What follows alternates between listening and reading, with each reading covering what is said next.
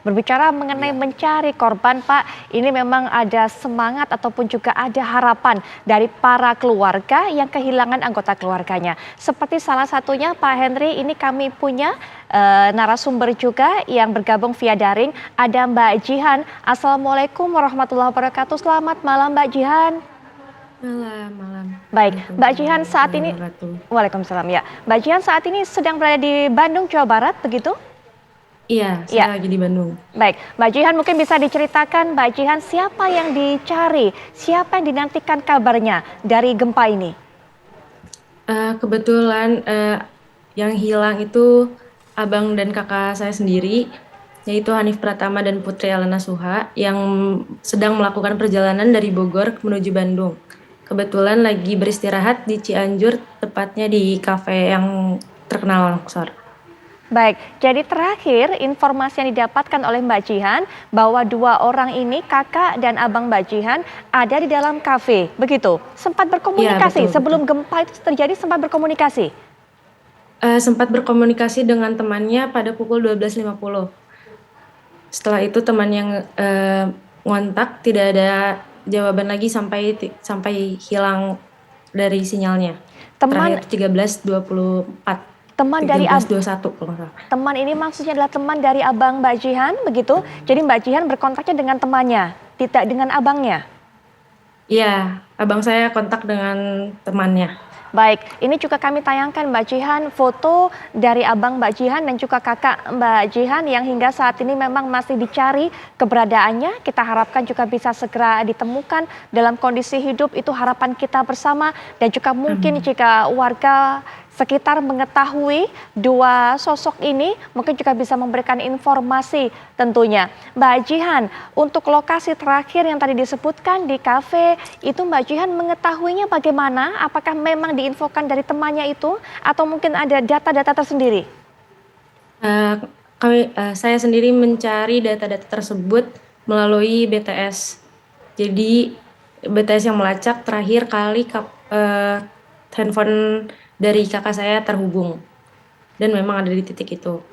Abang dan kakak Mbak Jihan ini naik mobil, naik kendaraan hanya berdua saja? Iya, naik kendaraan motor. Naik motor hanya berdua saja? Atau Boleh mungkin ada, diulang? ya, atau apakah hanya berdua saja atau mungkin ada rekan-rekannya, ada mungkin rombongan motor lainnya, beberapa motor gitu melakukan perjalanan bersama atau hanya memang dua orang ini saja? Hanya 2 orang ini saja, memakai motor Scoopy warna merah. Baik, Mbak Jihan sejauh ini apa upaya yang sudah Mbak Jihan lakukan dan keluarga? Eee, dari hari Selasa itu saya langsung ke Cianjur dan udah ke RSUD Cianjur. Yang RSUD Sayang Cianjur itu belum ada, data dan informasi mengenai kakak saya dan abang saya. Kemudian saya juga datang ke lokasi untuk melihat di posko-posko ada abang dan kakak saya, jika ada di sana kan siapa tahu tidak bisa menghubungi ya, karena Ya, sinyal di lokasi juga memang mati. baik. Mbak Jihan, titik terakhir tadi kafenya, kafe apa namanya Mbak? R7, Ara Seven. iya. Ya, itu lokasi persisnya ada di mana? Di Cianjur atau mungkin daerah sekitar situ? Apakah mengetahui titiknya? Lokasinya ada di titik longsor yaitu di Cugenang. Di Cugenang, yang juga merupakan salah satu daerah yang terdampak paling parah begitu. Iya, betul betul. Baik, Mbak Jihan, ini kita kan bersama Kabasarnas, jadi mungkin keluhan harapan Mbak Jihan juga ditanggapi atau didengarkan oleh Kepala Basarnas. Pak Henry, bagaimana kemudian Pak, apakah memang ada data-data korban yang berhasil ditemukan Pak di kafe yang tadi merupakan titik terakhir dari lokasi abang dari Mbak Jihan ini Pak?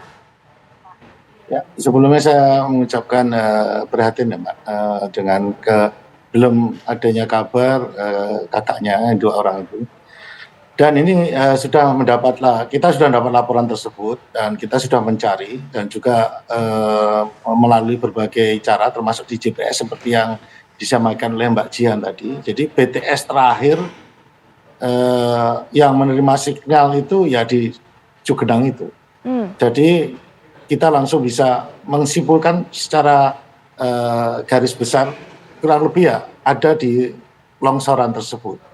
Jadi kita sedang mencari, dan longsoran tersebut kan di dalamnya ada 30 itu, 30 yang ada di rumah makan Sinta, kemudian ada 7 lagi itu yang melintas. Ini yang belum diketemukan. Terus 2 orang lagi yang ini yang daftarnya masuk ini yang sampai sekarang belum ditemukan keberadaannya. Dan mudah-mudahan proses evakuasi pencarian di tanah longsor ini segera bisa teratasi dengan cepat, sehingga tanah longsor yang diduga terdapat korban mudah-mudahan bisa segera dibongkar dan ditemukan. Mudah-mudahan ini kita berpikir yang terjelek sajalah kalau itu. Dan saya yakin kalaupun kakaknya tadi selamat atau pasti sudah memberikan kabar. Jadi kita walaupun pahit untuk dikatakan, kemungkinan besar berada di longsoran tersebut, gitu Mas. Baik. Kita sudah dapat laporan itu, Mbak. Jadi sudah mendapatkan ya Pak mengenai laporan kehilangan pencarian anggota keluarga ini? Iya, dari BTS terakhir itu, BTS terdekat tuh ya BTS yang di Cugenang itu, begitu. Baik, Mbak Jihan tadi sudah bercerita bahwa salah satu upaya yang dilakukan bersama keluarga adalah langsung pergi ke Cianjur dan berupaya untuk mencari abang dan juga kakak. Mbak Jihan sudah kembali ke Bandung, bagaimana dengan anggota keluarga lainnya? Apakah masih ada yang standby atau tetap berada di Cugenang? Masih ada yang standby di sana. Siapa saja, Mbak Jihan?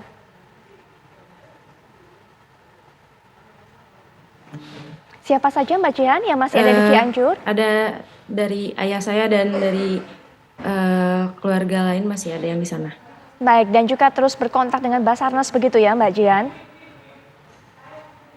Boleh diulang Mbak? Iya, dan juga masih terus berkontak dengan Basarnas ya untuk upaya pencarian ini? Iya, baik. Pak Henry, mengenai upaya pencarian ini, apa tantangan yang dihadapi Pak oleh tim Basarnas? Kalau kami tahu bahwa bagaimana kondisi longsor tersebut, kemudian juga hujan yang sepertinya intensitasnya cukup tinggi beberapa hari belakangan ini. Mungkin bisa diceritakan apa pengaruhnya dan juga bagaimana ini bisa menjadi rintangan tersendiri bagi tim pencari korban? Ya, perlu diketahui tanah longsor yang ada di Cugenang ini, yang di desa Cijendil ini, materialnya sangat banyak, ya materialnya sangat banyak.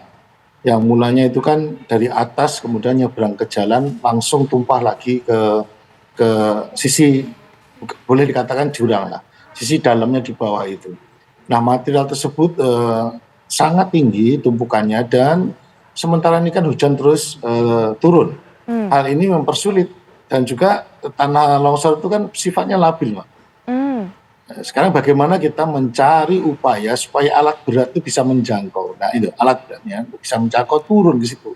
Ini sebuah teknik tersendiri untuk bisa menggunakan alat berat sehingga kita bisa mengeduk atau menggali tanahnya itu lebih cepat lagi. Kita saat ini yang bisa kita gunakan dengan cara ya sebetulnya manual dan efektif, yaitu penggunaan anjing pelacak. Ya, kita mempunyai dua sumber dari Sardok ini. Ya, yang pertama adalah dari kepolisian, dan yang kedua adalah dari relawan yang memiliki kemampuan besar dan sudah kita bina. Ini untuk mencari lokasi yang di mana sih sesungguhnya keberadaannya, sehingga kita langsung pinpoint bisa mendapatkan di dalam ini adalah ada jasad. Nah itu. Nah, sementara kita menunggu alat berat untuk bisa mengeduk tanah yang diduga ada jasad di dalam. Dan yang kedua adalah mencari di mana sih titik lokasi itu kan kafe atau rumah makan Sinta. Itu tidak tampak sama sekali dari permukaan, itu bangunannya, kayunya, atapnya benar-benar tertimbun oleh longsoran tanah. Nah, ini kesulitan tersendiri untuk bisa menemukan korban yang diduga ada di dalamnya. Baik, Pak Henry, ya Pak Henry tadi sempat mengatakan mengenai alat berat, Pak.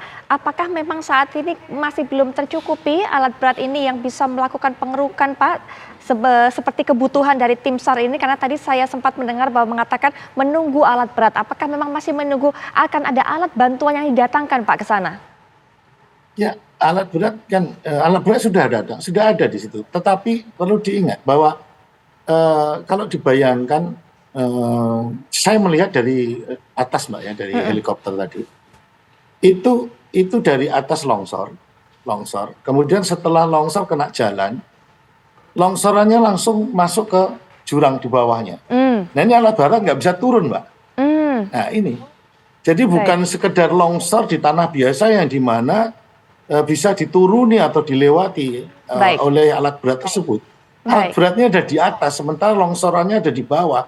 Seperti lihat di gambar seperti ini. Jadi kita tidak bisa menurunkan alat berat kecuali alat berat itu diturunkan pakai kren dari atas jalan, kemudian diturunkan. Nah ini yang menurut saya, perhitungan saya sulit untuk bisa menggunakan alat berat, sehingga kita penggunaannya melalui metode yang seperti terlihat dalam gambar dengan anjing pelacak, kemudian dengan cara manual. Mudah-mudahan ini bisa ditemukan. Ya kita berdoa saja tidak ada di dalam yang paling dalam ya, mungkin di permukaannya begitu. Baik Pak, ya Mbak Jihan mungkin terakhir harapan, kemudian juga ada yang ingin disampaikan dengan Pak Henry karena kesempatan ini Mbak Jihan bisa berbicara langsung dengan Kepala Basarnas. Silakan Mbak Jihan. Ya, yang pasti mohon doanya untuk segera ditemukan dari abang saya dan kakak saya. Dan untuk harapan untuk Basarnas, semoga dapat mengevakuasi korban dengan cepat dan tanggap, sehingga korban-korban bisa ditemukan dengan cepat. Ya, Mbak Jihan, doa terdalam kami untuk Mbak Jihan dan keluarga. Semoga harapannya bisa terpenuhi Mbak Jihan. Dan juga Pak Henry, terima kasih sudah meluangkan waktu di tengah kesibukannya untuk bisa berbagi informasi ini kepada kami. Jaga kesehatan dan juga kondisi selalu untuk Pak Henry dan juga rekan-rekan Basarnas semua yang sedang bertugas di sana. Selamat malam Mbak Jihan, selamat malam Pak Henry. Terima kasih. Selamat malam, terima kasih banyak.